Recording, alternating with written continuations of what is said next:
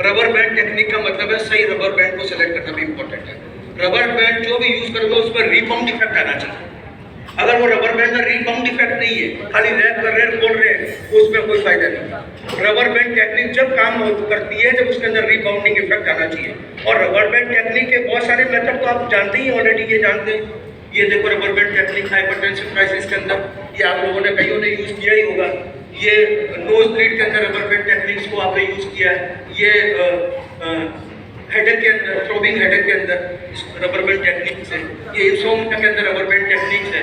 लेकिन जो एक रबर बैंड टेक्निक जो आप यूज कर सकते हो on any correspondence area, for any correspondence area to activate, जैसे इंस्टेंस सिस्टम में स्पेशली लीवर के कॉरस्पोंडेंस एरिया पर रबर बैंड लगाया और आपने रिबाउंड इफेक्ट से उसको खोला।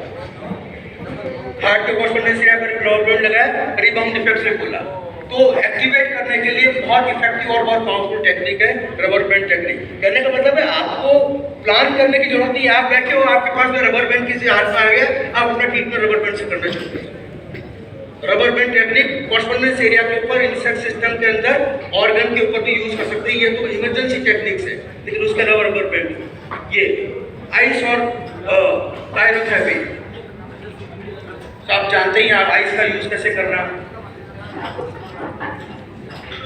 अलग अलग एप्लीकेशन आप लोगों को हमने क्लास के अंदर, आप जानते हैं प्रोस्टेटाइटिस के अंदर कैसे आइस का यूज करना है।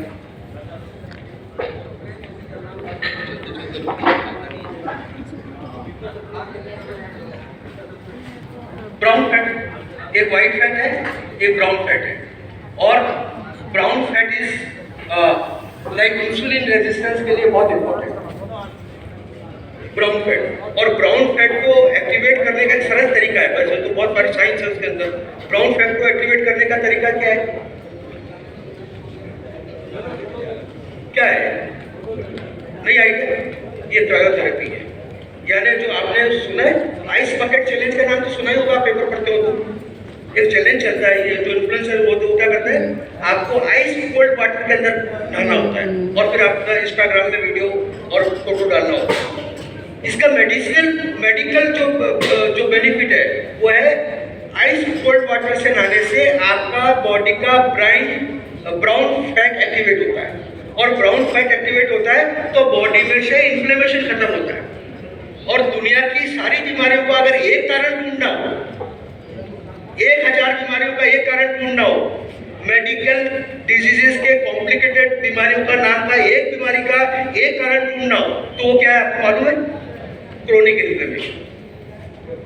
एक ही कारण है, बीमारी के 1000 नाम है, कारण एक है क्रोनिक इन्फ्लेमेशन। और क्रोनिक इन्फ्लेमेशन को कम करने के लिए ब्राउन फैट को एक्टिवेट करना है। ब्राउन फैट को एक्टिवेट करने के लिए क्या करना है? आइस बाथ लेना है। तो अपने आइस बाथ लेने में भी तो बड़ी मुश्किल का काम है, तो हम आइस बाथ को ले सकते हैं कि ले सकते हैं?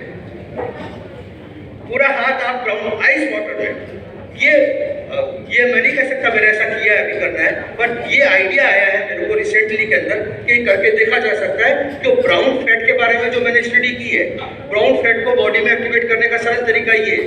तो अभी तो हिम्मत नहीं होती हुई मैं आइस में नहाने की तो हिम्मत नहीं है।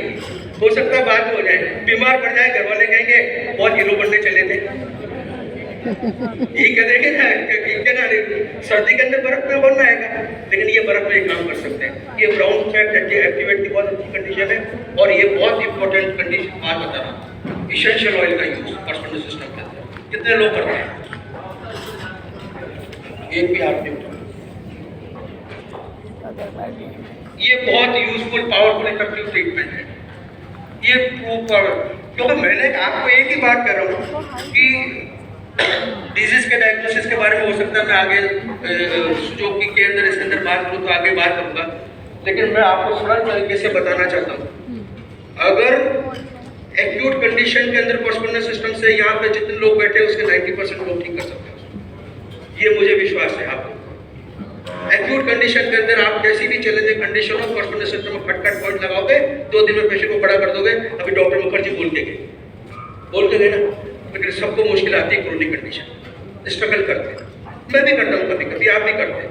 और क्रोनिक कंडीशन के लिए पहली बात तो आपको डिजीज को अगर समझेंगे नहीं तो क्रोनिक कंडीशन को ठीक करेंगे नहीं।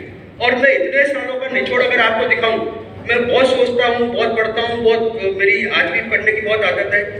एक ही निष्कर्ष पर पहुंचा हूँ, चाहे ऑटोइम्यून डिजीज हो, चाहे कोई तरह की क्रोनिक डिजीज हो, जड़ के अंदर एक ही कॉज है, उसके अंदर रूट एक ही कॉज है, क्रोनिक इन्फ्लेमेशन। जो इन्फ्लेमेशन आपकी बॉडी का मित्र था, डिजीज को भगाने के लिए एक्टिवेट हुआ था, और वहां पर जो लिम्फोसाइट्स की और व्हाइट सेल्स की एक्टिविटी